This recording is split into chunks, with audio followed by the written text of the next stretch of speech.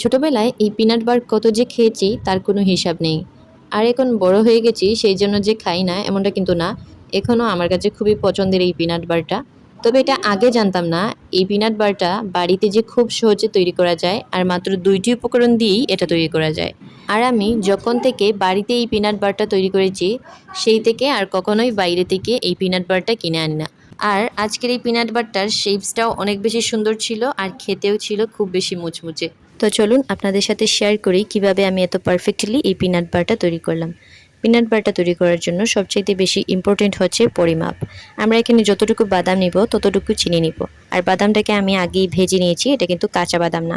তারপর আমরা চিনিটাকে ক্যারামেল করে নিব। আর এই কাজটাকে আপনারা অবশ্যই লো আঁচে করবেন, না হলে কিন্তু চিনিটা পুড়ে যাবে। চিনিটার মধ্যে যখন এরকম বাদামি কালার চলে আসবে তখন আমরা বাদাম দিয়ে দিব আর তারপর খুব ভালো করে চিনির সাথে আমরা এটাকে মিশিয়ে নিব। আর এখন আমরা এটাকে গরম অবস্থাতেই নামিয়ে নিব। আর নামানোর সময় আপনি যে জিনিসটা ব্যবহার করবেন সেটা যেন প্লাস্টিক কিংবা বাটার পেপার না হয়, এই জিনিসগুলো কিন্তু গলে যাবে। আর চিনিটা অলরেডি অনেক গরম থাকে, সেই জন্য এগুলা কিন্তু গলে যায়। আপনারা অবশ্যই কাঠের কিংবা স্টিলের জিনিস ইউজ করতে পারেন। আমি এখানে রুটি বেলার যে খাট থাকে তার মধ্যে তেল ব্রাশ করে নিয়েছিলাম আর এইখানে এটাকে নামিয়ে নিয়েছি। তারপর আমি রুটি বেলার যে বেলুনি থাকে তার মধ্যে তেল ব্রাশ করে নিয়েছিলাম আর এটা দিয়ে খুব সুন্দর করে চারিদিকে ছড়িয়ে দিয়েছি যাতে এটার শেপসটা খুব সুন্দর আসে।